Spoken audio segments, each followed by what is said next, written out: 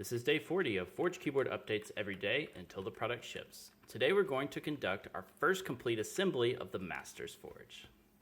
I gotta say, this carbon fiber reinforced exoskeleton is looking pretty cool. The first thing we wanted to do was put together the switch assembly just to make sure that with some of the subtle changes we've made to make it extra crispy, that everything is working exactly the way we expect it to.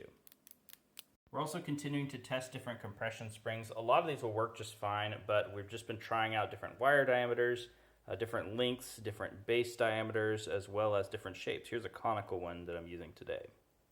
Next, we can mount our slotted rails and start attaching our exoskeleton to our endoskeleton.